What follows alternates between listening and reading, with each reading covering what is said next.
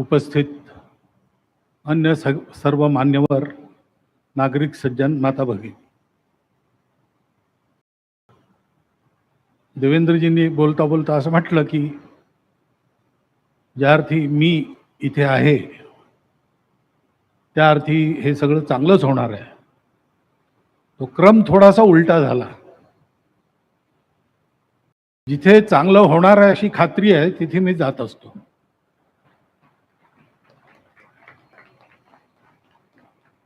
एकनाथरावांनी 4-5 हॉस्पिटल्सची त्यांच्या ठाण्याच्या हॉस्पिटल करताही गेलो होतो. त्या सगळ्या ठिकाणी प्रामाणिकपणाने निस्वार्थ बुद्धीने सेवा चालते.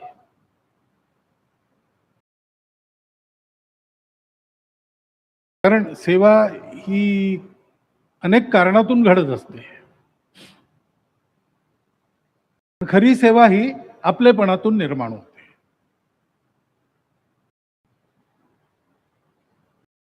आपलेपणा असला म्हणजे मनुष्य आपल्यापाशी जे असेल ते घेऊन सेवेला लागतो. मी सर्वांना दुःखमुक्त करू शकेन की नाही असा विचार तो करत नाही. मी जितक्या जास्त लोकांना दुःखमुक्त करू शकेन तितकं मी करेन. सूर्याला एकदा इच्छा झाली की सुट्टी घ्यावी 7 दिवसाची, म्हणून त्यांनी सांगितलं, सगळ्या प्रकाश देणाऱ्या वस्तूंना बोलावलं आणि सांगितलं मी सुट्टीवर जाणार आहे, माझं काम कोण करेल, चार्ज कोण घेईल. सूर्याचा चार्ज कोण घेणार. एक पणती तिथे होती. या पणतीने सांगितलं की मी तुमचा चार्ज घेऊ शकते की नाही मला माहित नाही, पण मी एक नक्की वचन देते की तेल आणि वात आहे तोपर्यंत मी जळत राहील.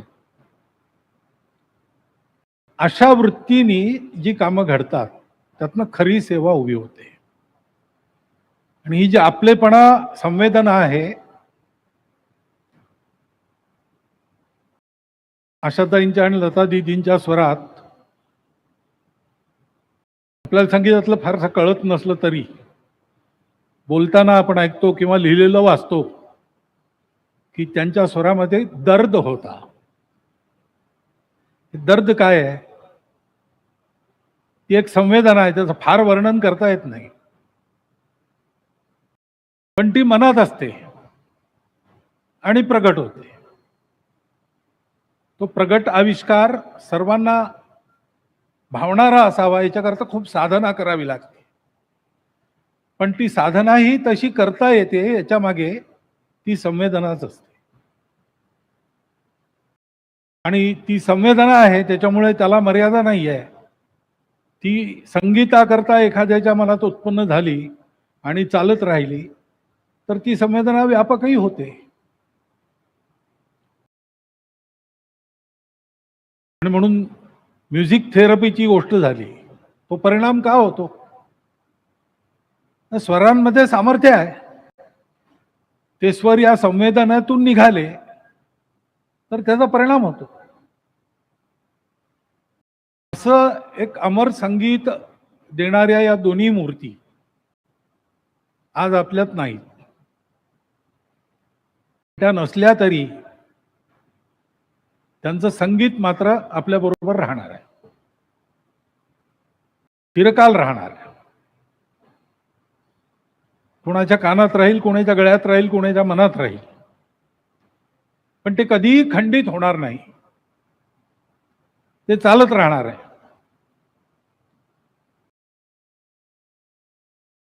कारण पिढी मागून पिढी ते ऐकत जाते. आधुनिक साधन आहेत त्याच्यामुळे आवाजही पकडून ठेवता येतो. तो प्रत्यक्ष ऐकताना जसा जाणवतो तसा रेकॉर्ड्स मधनही जाणवतो. आणि तो जाणवल्यावर त्याची जी गोडी उत्पन्न होते ती चालत राहते. आणि त्याच्यामुळे मला असं वाटतं की वास्तवात आपल्याला वेदनादायक असलेला हा प्रसंग जरी घडला अचानकपणे 4 दिवस पूर्वी, तरी पण आपण सगळ्यांनी म्हणून हा जो निर्णय घेतला की सेवेच्या उपक्रमाची सुरुवात करून देणारा एक हा कार्यक्रम हा जसा ठरवला तसा झाला पाहिजे. या दोघींच्याही स्मृतींना अत्यंत उचित पद्धतीने दिलेली श्रद्धांजली आहे असं मला वाटतं. हे काम मोठं आहे. मनुष्याच्या जीवनामध्ये जीवनावश्यक वस्तू, जीवनावश्यक गोष्टी, त्याच्यामध्ये आता शिक्षा आणि स्वास्थ्य हे सुद्धा, जसं अन्न वस्त्र निवारा असं आपण म्हणतो, त्याला या दोन गोष्टी जोडल्याच पाहिजेत. आणि हे सगळ्यांना जाणवतं, म्हणून या दोन गोष्टींसाठी मनुष्य बाकी सगळं काही करायला तयार असतो. घर विकेन पण मुलाला शिकवेन. चांगल्या सर्जनकडून हार्ट ऑपरेशन झालं पाहिजे, तिथे फी जास्त असते, तर घर विकेन पण उपचार चांगला झाला पाहिजे असं सगळ्यांना वाटतं. आणि त्याच्यामुळे ही चिकित्सा आणि शिक्षण या दोन गोष्टी सगळ्यांपर्यंत पोहोचल्या पाहिजेत, सगळ्यांना सुलभ असल्या पाहिजेत आणि सगळ्यांना परवडणाऱ्या असल्या पाहिजेत. तर त्याचा जो उपाय करायचा, त्यात पुष्कळ गोष्टी कराव्या लागतील. म्हणजे सर्व पद्धतीची चिकित्सा एका ठिकाणी उपलब्ध झाली तर खर्चाचा पुष्कळ प्रश्न सोडवला जातो. कारण सगळ्या पॅथी सगळ्यांना लागू पडत नाहीत. कोणाला कोणची लागू पडते ते पाहून जर उपचार झाले तर त्याप्रमाणे खर्च उगीच होणार नाही. एका ठिकाणी सगळं उपलब्ध असलं तर मग रुग्णाला फार खर्च येणं जाणं, तिथून रिपोर्ट आण, इथून रिपोर्ट, हे सगळं नाही करावं लागणार. अशा ज्या ज्या गोष्टी करायला पाहिजेत त्या सगळ्या गोष्टी या लता आशा मेडिकल इन्स्टिट्यूटच्या योजनेमध्ये अंतर्भूत केलेल्या आहेत. सेवेचा जो दृष्टिकोन चालत आलेला आहे मंगेशकर कुटुंबियांचा, त्यानुसार ही दृष्टी ठेवून त्यांनी हे सगळं योजना याची केलेली आहे. त्याच्यामुळे आपण बोलतो नेहमी असं झालं पाहिजे, तसं झालं पाहिजे, पण करायला सुरुवात ही करावी लागते. ती कोणावर टाकून देता येत नाही. शासन प्रशासन त्यांची जी कर्तव्य आहेत ती आहेत, पण हे केवळ शासन प्रशासनाचं कर्तव्य नाही, ते आपलं सुद्धा कर्तव्य आहे. कारण लोक आपले आहेत, देश आपला आहे. असा भाव हृदयात ठेवून अशा प्रकारची अनेक कामं देशामध्ये अनेक लोक करत असतात. आणि आजच्या विपरीत काळात सुद्धा चांगुलपणा टिकून असण्याचं कारण हे आहे की असे अनेक लोक काही स्वतः करता आशा न ठेवता आणि अशी कामं करत असतात. लहान मोठे सर्व प्रकारचे लोक आहेत.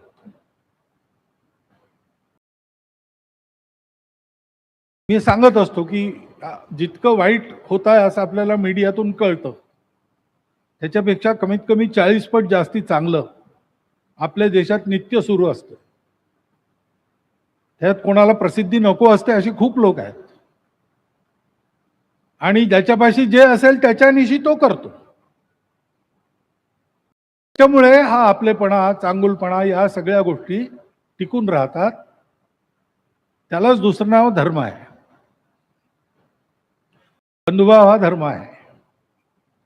आपलेपणाने निस्वार्थ बुद्धीने सेवा करणं हा धर्म आहे. कारण धर्म म्हणजे समाजाची धारणा ज्यांनी होते ते, या गोष्टींनी समाजाची धारणा होते. समाज टिकून राहतो, जुळलेला राहतो, चांगुलपणावर विश्वास ठेवून वागत असतो, परिस्थिती कशीही असली तरी. इतकी मोठी सेवा होते. सेवा आपण रुग्णांची करतो, शिकणाऱ्याची इच्छा पूर्ण करायला करतो. निमित्त वेगवेगळं असतं. त्या त्या व्यक्तीची जी आरती असेल, जी गरज असेल, जी आस असेल, ती त्यातनं पूर्ण होतच असते. परंतु समाजाला नित्य ज्या गोष्टीची गरज असते की भलेपणावर काही भलं होईल याच्यावर विश्वास ठेवून सकारात्मकतेने एकमेका सहाय्य करू अवघे धरू सोपंथ अशा प्रकाराने वाटचाल करत राहणं ही समाजाची वाटचाल करण्याची प्रवृत्ती टिकून राहते. ही इतकी मोठी सेवा अशी कामं केल्याने होते. आणि परंपरेने मंगेशकर कुटुंबीय हे सगळं करत आहेत, आपल्या सगळ्यांना माहिती आहे. त्याचे वर्णन करायची आता आवश्यकता राहिलेली नाही, इतकं ते सगळं आपल्या डोळ्यासमोर आहे. आपला खारीचा वाटा आपण उचलला पाहिजे. जेव्हा मुख्यमंत्री स्वतः म्हणतात की आमचा खारीचा वाटा आम्ही उचलतो, तर आपण सगळे इथे जे बसलो आहोत, आपलंही हे काम आहे. अशी कामं उभी राहतात, ती चालली पाहिजेत, त्याला महत्व आहे. खारीचा वाटा उचलला, त्याचं श्रीरामानी कौतुक केलं. लहान शिकार एवढा मोठा विचार करते, हा एकच भाग त्याच्यात नाही आहे. परंतु समाजाचं काम, देशाचं काम, मानवतेचं काम हे असंच होत असतं. करणारा तर आपल्या प्रत्येकाच्या मनातला जो भाव आहे, भावरूप देव आहे, तोच करत असतो.